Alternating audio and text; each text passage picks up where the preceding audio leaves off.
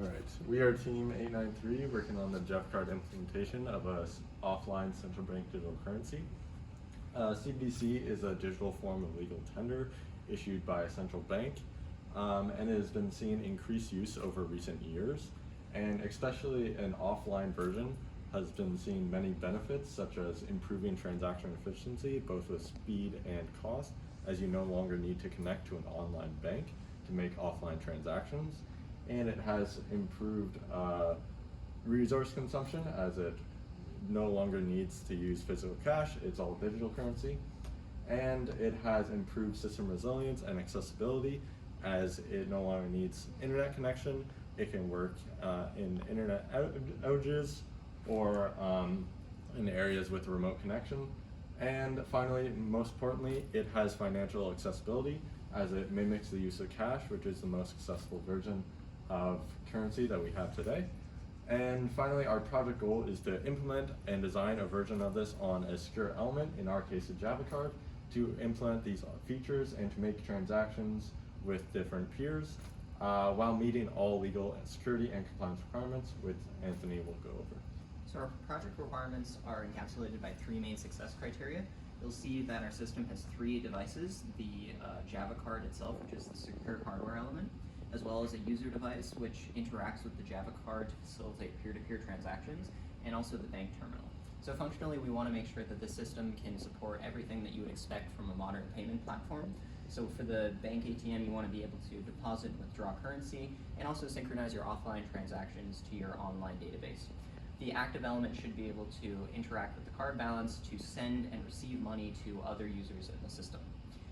For security, each device has its own security module, and we want to make sure that when you're interacting with anything in the system, that your packets are have confidentiality, integrity, and authentication.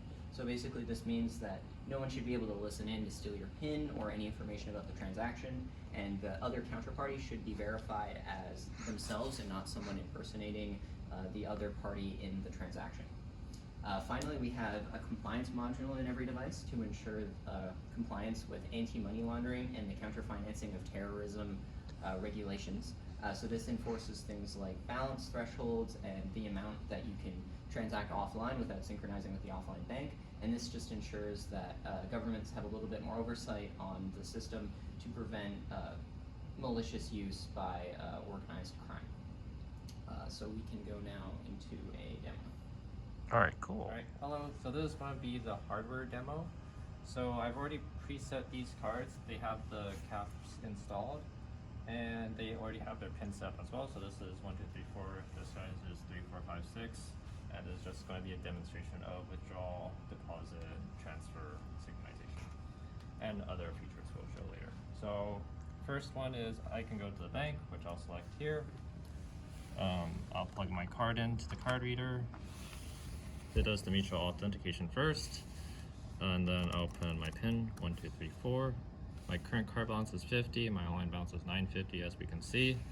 And then let's say I withdraw $50. We'll see the proper increment and decrement. And then let's say I exit. Well, before I exit, I just want to show the get parameters, basically the offline wallet parameters. Basically there's a max balance, max single transaction amount, max overall transaction amount, which is basically I could transfer 500 before I have to synchronize to the bank.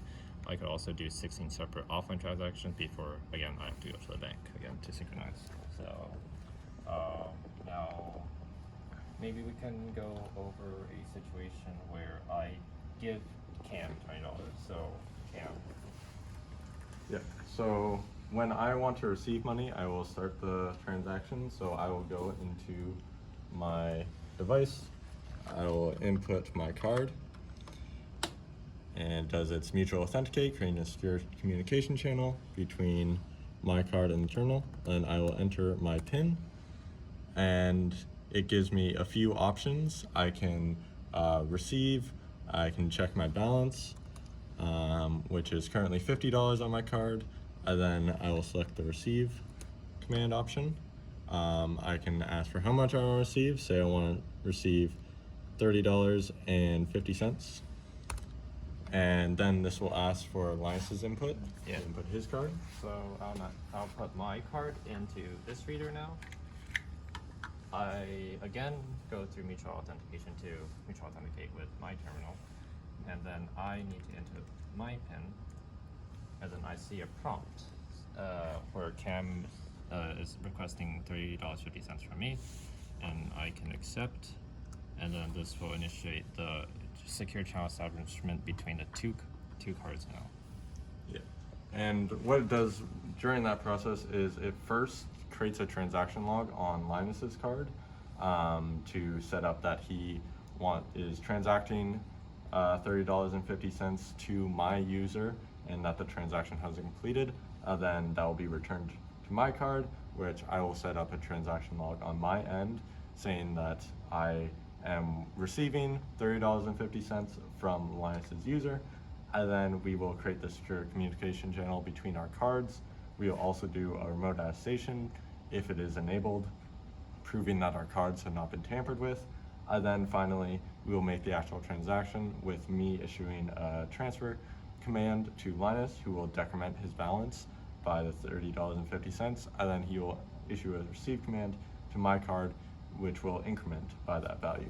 And we can see on the command terminal that Linus's card was the first one to complete. He now has $69.50 on his card, and mine completed after, and it has $80.50 on it now. And it asks for us to remove our cards. So I'll remove my card, Cam remove his card. Mine. Cam can go to the bank now. Yeah, so now I can go to the bank, and what will happen, I will insert my card. It will again do mutual authentication. I will enter my PIN. And now it will do a synchronization with the bank. So the bank keeps track of the previously seen offline balance on the card, and the card will then give the bank all of its transaction logs and its current balance, and the banks will do a check with the previous offline balance with the transaction log created with the current balance, and they should all add up to the same value. And if this is successful, then the bank will allow access for the user to access the bank, and it will clear off the transaction logs from the card. So now I can deposit into the bank. Say I want to deposit $30. It will put in the $30 into the bank and leave $50.50 on my card. And I can exit the terminal to allow Linus to synchronize with his bank. Right, so I also can go to the bank again, and then I will put in my card. Mutual, you already went over that. So again, I'll put in my PIN.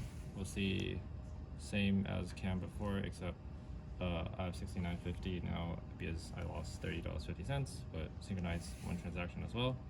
And yeah, I think that's pretty much it. Yeah.